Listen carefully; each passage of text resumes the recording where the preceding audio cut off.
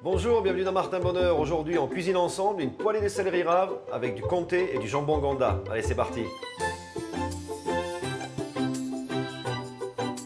Les ingrédients pour la réalisation de notre recette. Alors, on a un très beau céleri, un petit peu de beurre, un beau morceau de comté, des amandes effilées, du très bon jambon Gouda et ici, du persil.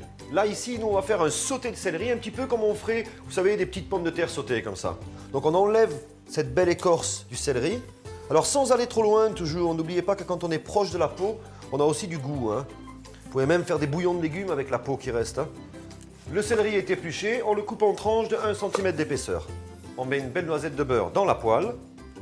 Les tranches de céleri qui ont 1 cm d'épaisseur, on va faire des lanières toujours de 1 cm. Donc ça va nous permettre d'avoir des cubes de 1 cm de côté.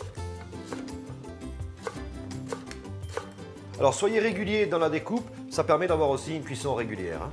Donc regardez, le beurre commence à chanter, il commence aussi à mousser légèrement et on a une odeur qui commence à devenir légèrement noisette. À ce moment-là, je rajoute mes dés de céleri.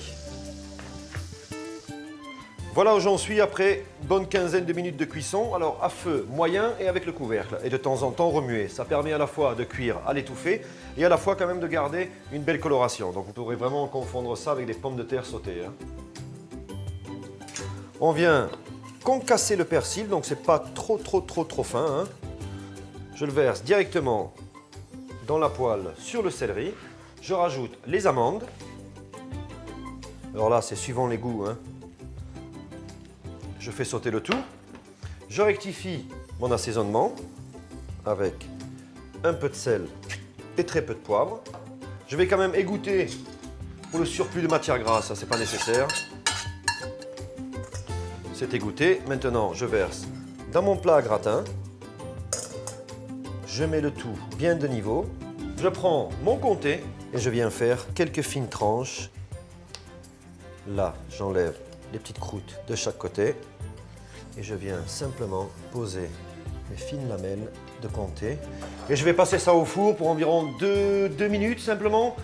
Ce qu'on veut faire, c'est pas faire graisser le fromage, c'est-à-dire trop le cuire de façon à ce qu'il lâche sa matière grasse, mais simplement le ramollir entre guillemets plutôt que le fondre. Maintenant, je prends le jambon Gouda et je vais venir froisser quelques tranches.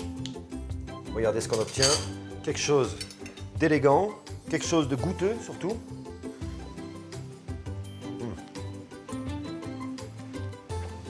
Vous coupez des petits toasts et vous mangez ça pour l'apéritif. Bon appétit!